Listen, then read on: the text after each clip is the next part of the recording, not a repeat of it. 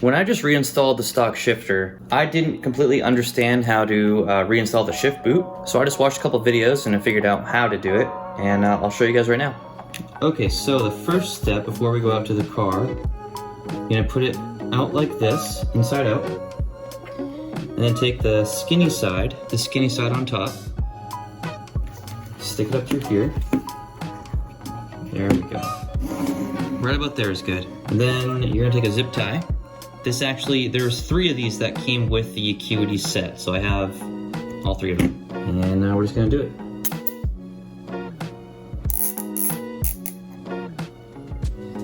I still have blisters on all my fingers, especially that one right there, from taking off the wrap. You're gonna wanna get this really tight. Now I'm gonna snip that off right there.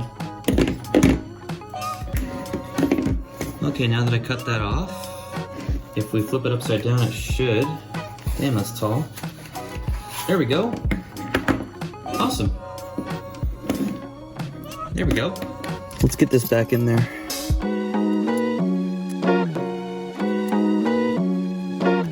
I'm actually about to go sell my Acuity shifter. That's what's next on this video. Okay, now this is the part that can be a little confusing. So I'm gonna put this on first. Then I'm going to put this knob on, but I'm not going to tighten either of them all the way yet, because I need to make sure this is going to be straight. Okay, so that looks pretty straight to me. Now what I have to do is hold the knob in place while because these cause friction against each other. So if there's enough friction caused between this little bolt thing right here and the knob, then the knob's not going to move. So I need some sort of gripping tool. I don't have many tools, so this should do the job.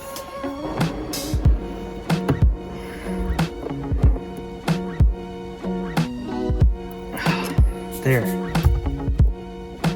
Okay, I'm pretty sure that's not going anywhere. Now I'm pretty sure we can just push it up there, I think. How the hell? Come on.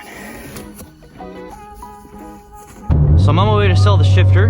I'm actually selling it to a subscriber who went to the group drive. I'm giving him a slammin' deal too.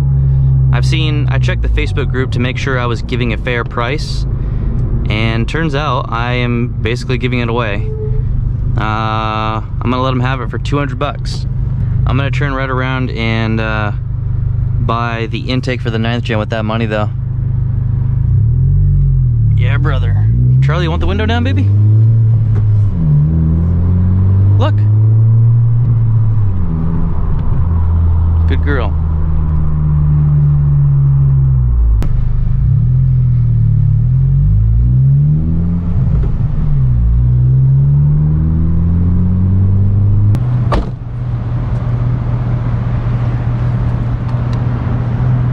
Dude, people who shop at Safeway are getting robbed.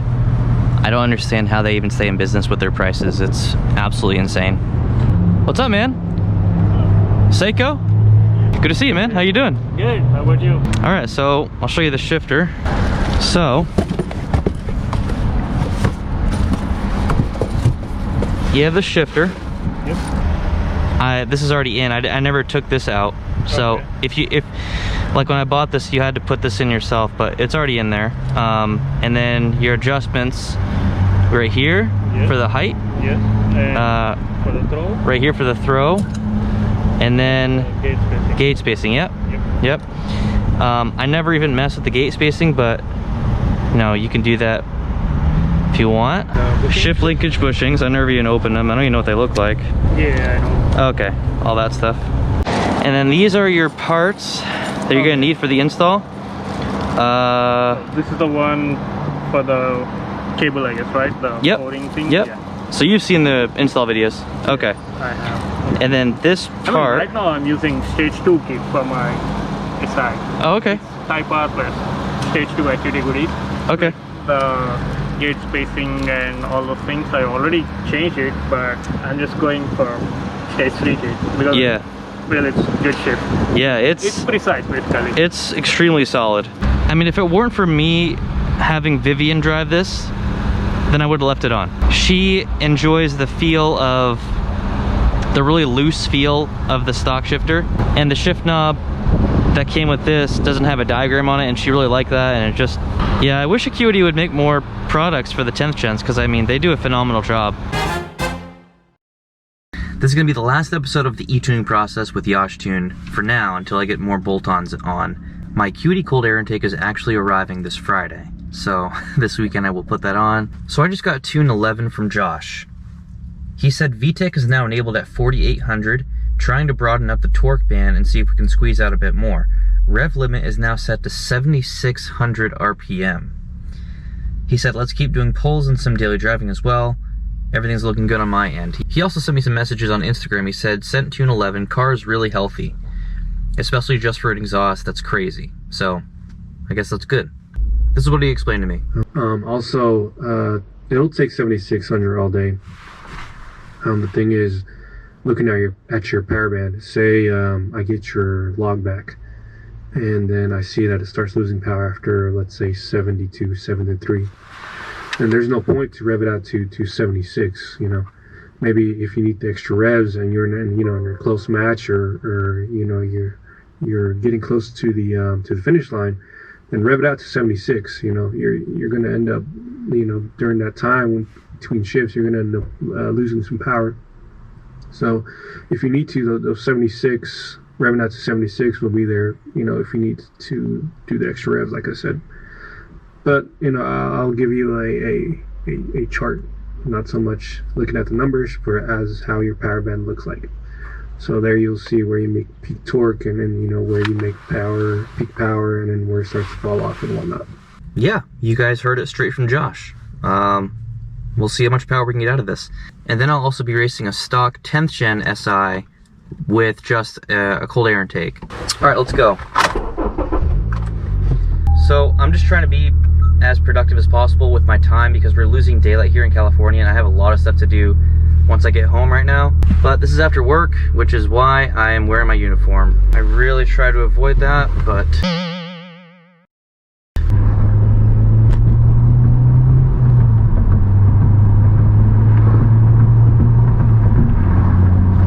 this is so quiet. I can't wait to get that intake on. It's gonna make an enormous difference.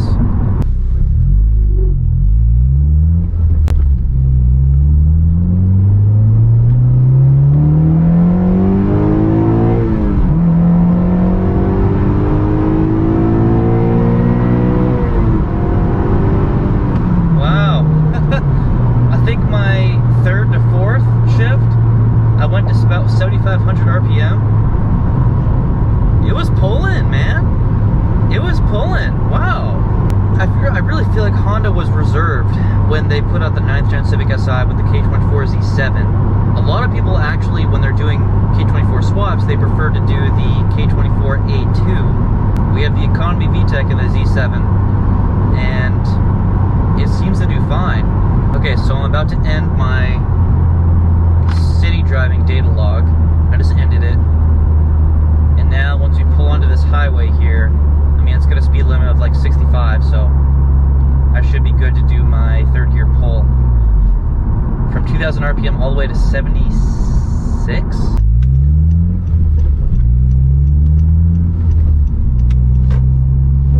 Oh shit, I didn't fucking data log it. Data log.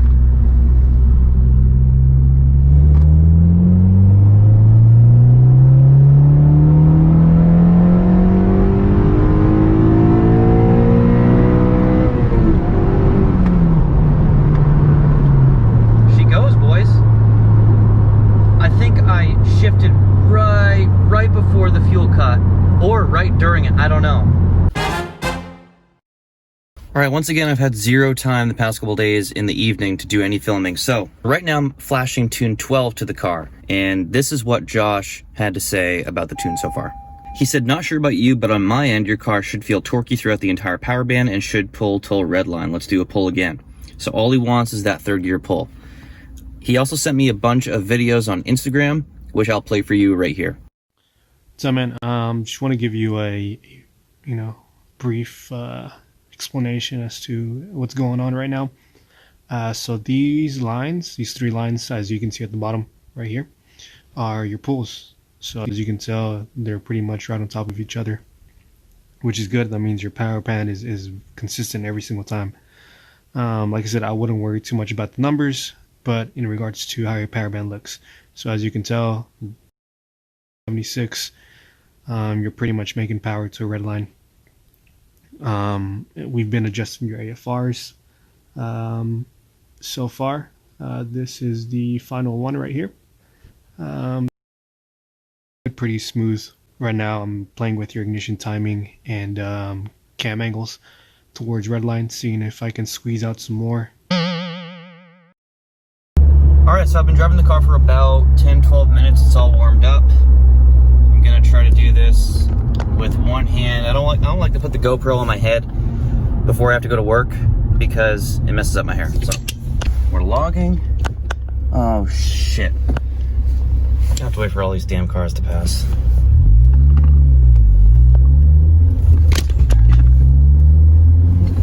Alright, I gotta be quick with this. 2,000 RPM.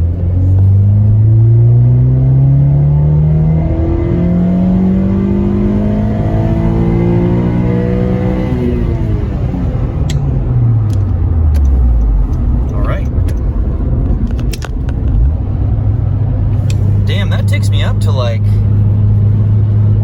what was that, 80 miles an hour or something like that? It felt really good. It kind of makes me nervous revving the car out to 7,600 RPM, but it felt good. Tonight, I will be doing a performance comparison against a 2018 Civic Si, so a 10th gen Civic Si with an intake, and that's all he has for power mods. He has the Mishimoto intake, and I don't know how much more power it makes. I'll put it on the screen here what Mishimoto says that it makes. So that's going to be a really good race, because stock for stock, the 10th gen would crawl away from the 9th gen. But since I have this tune, I think it'll be a really, really close race, and I cannot wait. And then my Acuity cold air intake is supposed to come in today, and I'm gonna put that on tomorrow and then race the S2000 after I get the intake, after I get the car tuned with the intake on. So Josh and I will do that like ASAP, and obviously that'll be we'll see how much more power we can make just with the intake.